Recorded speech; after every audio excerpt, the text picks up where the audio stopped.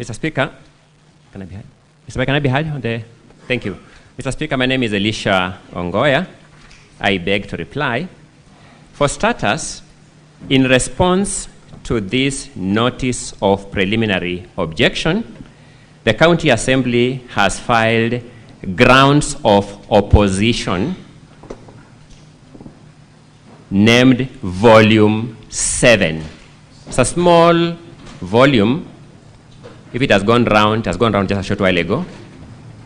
And an affidavit named Volume 7A, being the affidavit of Edna Chepkirui Tonui. I begin by begging, Mr. Speaker, that these documents be deemed to be validly on record. They are the documents I alluded to earlier. Having said that, I begin by saying that if you look at the written notice of preliminary objection, there are two elements of the objection that my learned colleagues for the governor have either abandoned or not alluded to specifically, alleging violation of a court order and reintroduction of the motion because they have not argued it. Counsel for the County Assembly, respond to the PO, not the proposed PO. Thank you so much, Mr. Speaker. I'm comfortable with that. I'm comfortable with that. Thank you so much, Mr. Speaker. Having said that, allow me then to start with the issue that Mr. Wanyama, learned counsel, raised here by saying he personally logged into this system and voted. That qualifies him to be a witness who needs then to demonstrate to this House how he logged into this system and how he voted, and therefore be a proper subject of cross-examination. Anything short of that, Mr. Speaker, distinguished senators, is nothing more than mere sensationalism, and I beseech you to treat it as such. The second issue, Mr. Speaker, is on the allegation of the logs that you have just been taken through. And I wish to present just 1 minute. It's amazing how sensationalism can arise. But if you go to page number 13 of volume 4A of the County Assembly's documents, the audit logs run from page 13 all the way to page 17. And allow me to demonstrate why you cannot determine this objection on the grounds raised by my learned colleague, Mr. Wanyama, by referring to a decision of the High Court on a similar issue. This Senate impeached another governor called Governor Mike Sonko Mbuvi Gideon Kioko, and an issue of electronic voting arose in that matter. When that matter went into the High Court, there was a petition number A425 of 2020 that was considered by the High Court, and the judgment is publicly available on the National Council for Law Reporting. At paragraph 169 and 170 of that judgment, the three-judge bench of the High Court observed, and I quote, "The court is now left with two separate sets of affidavits that present contradictory positions. On the one hand, some MCS aver that their login credentials were forged. Same thing you are hearing here, and that they never participated in the voting process on 3rd December 2020, and even went to the extent of making a report at Kwale Police Station. Same argument you will hear here. On the other hand, 20 of the same 39 MCS swore affidavits for the governor. 20 of them swore fresh affidavits on 4th December 2020, stating that they willingly voted on 3rd December 2020. You will find the same scenario in this case before you. Same scenario. The Hansard, this is the High Court saying, which is the official record of the County Assembly, shows that 90 MCAs voted in respect to Honorable Ogada's motion. In view of the contradictory averments by some of the MCAs who are alleged to have been in Kwale, coupled with the lack of any expert evidence in support of the alleged hacking.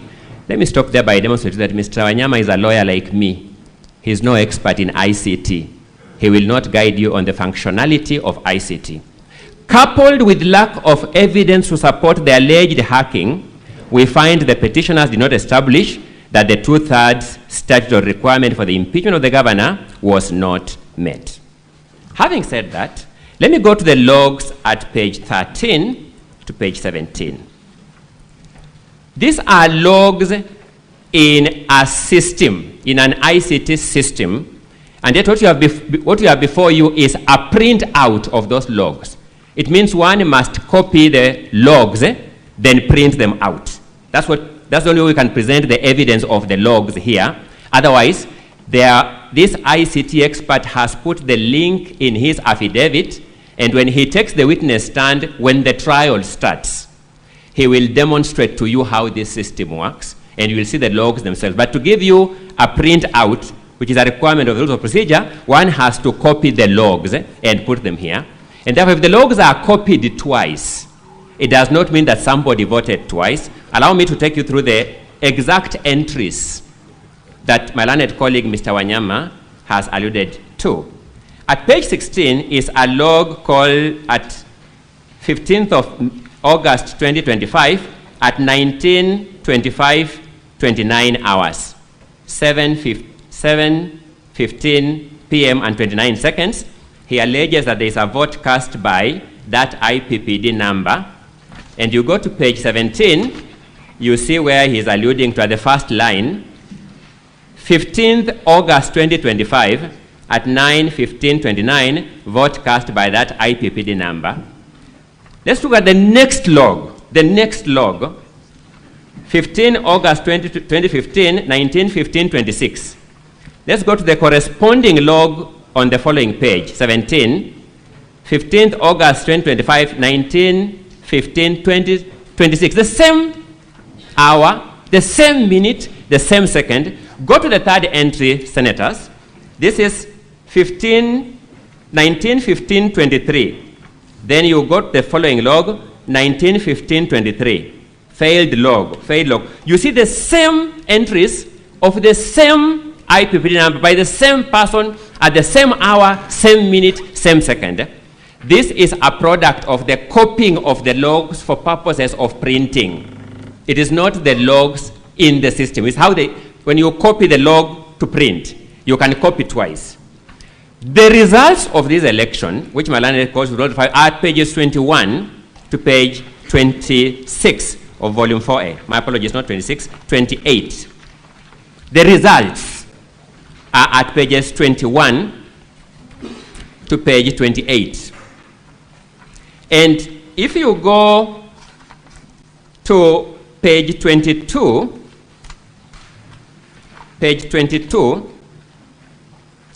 at the second box from the bottom, that is Honorable Chepkemoi Beatrice, you notice she voted yes at 19:15:19, and you don't see her in any other entry in the results of the vote. These are the results of the vote. This is what the speaker declared. You run from page 21 to page 28. You will see every senator, every MCA who voted yes captured once. I juxtapose this data, and possibly, Mr. Speaker, when the members will be contributing, fortunately for us, this Senate is a crucible of talent. There are multiplicity of talent here, and there are ICT experts among you. They will demonstrate very clearly that you can't take a copying of the logs to print when it's copied twice, say therefore somebody voted twice. Otherwise, it will mean that these people were so meticulous that from that entry that Mr. Wanyama began with, up to the second last entry on that page, and when you go to page 17, from the first entry up to 1, 2, 3, 4, 5, 6, 7, 8, 9, 10, 11, up to the 11th entry, those people transacted meticulously at the same time, second, minute, hour. It makes no sense. That's number one. Number two, in their submissions, my learned colleagues have said they will call witnesses to prove these facts. It means what they have raised before you are questions about credibility of witnesses. The forum for testing credibility of witnesses is in the trial itself, so that this ICT expert will take the stand, take you through the procedure, take you through these logs and fill the questions, and then you'll be able to test the credibility. And that will be the case for any other person, including members of the county assembly. I'm making out a case that what has been urged before you is not a preliminary objection by any stretch of imagination of that word preliminary objection. These are contentious, convoluted matters of law, which even you have seen. My learned colleague, Mr. Wanyama, wishes to convert himself into a witness and also tell you how he participated in this voting process himself. We have no problem with that, senators. If my learned colleague, Mr. Wanyama, wishes to take the witness stand and adduce that evidence, we have been here long enough to demonstrate that we deal with that in cross-examination. It is the only tool known to law for testing veracity of evidence. Allow me then to go to the standing orders. Standing order number 77 of the Kericho County Assembly standing orders is the operating standing order for this process. I will also briefly allude to standing order number 83. Standing order number 77 provides that unless the Speaker, for the convenience of the Assembly, otherwise directs, voting on a division in the Assembly shall be by electronic voting. So that the first grievance that my learned colleagues for the governor are raising is, why did the Speaker comply with standing order number 77? That's the essence of the objection. 77.3 provides that during electronic voting, members shall cast their votes by pressing either the yes, no, or abstain button. I sat here and I listened to my learned colleague, Mr. Katwa Kigen, most polite colleague that I know, very courteous colleague that I know, saying that the word button means a manual button. A manual button. Technology has evolved. And when an electronic system prompts you with the 3 electronic buttons, yes, and you press it, no, and you press it, abstain, and you press it, I respectfully submit you have pressed a button. So partly, again, this objection was based on a very manual understanding of the word button. And I don't know how much more I can say about that, but I think, Mr. Speaker, senators, that's the best I can do. To say that because Kericho County Assembly has technologically advanced, that people can press electronic buttons as we do with our M-Pesa smartphones, we admit yes or no or cancel without pressing a manual button, or as we do in our ATM machines. The ATM machine prompts you. You select bank statement, select withdrawal, select electronically on the screen. To say that because Kericho County Assembly is at pace with that technology, we must therefore fault it. It will be a sad day in the history of governance of this country if we reached that verdict. So, senators, you have been told that certain MCAs have sworn affidavits distancing themselves from the vote. We have demonstrated that this is not a new game in town. Number one, in the Mike Mbuvi Sonko case, that happened. The court determined the Hansard is the authoritative source of information. The only way to counter that is when those witnesses come here in the trial itself and their evidence is tested. But number two, When you finally look at volume 7A, this is an affidavit of one of the said 18 MCAs denying swearing those affidavits that the governor has brought before you. One of them sworn an affidavit is here before you. Distinguished senators, can we resolve this matter without putting the actual people on the stand at the trial to resolve that matter? I submit respectfully that's impossible. Mr. Speaker, I know my time is up. May I just get 2 minutes to sum up my argument? Mr. Speaker, my apologies, my time is up. I want to just get some 2 minutes to sum up the argument. 2 minutes. Thank you so much, Mr. Speaker. So, Mr. Speaker, what are we saying in a nutshell? In a nutshell, we are saying that there is a witness affidavit supported by documents running from page 1 of volume 4A, running from page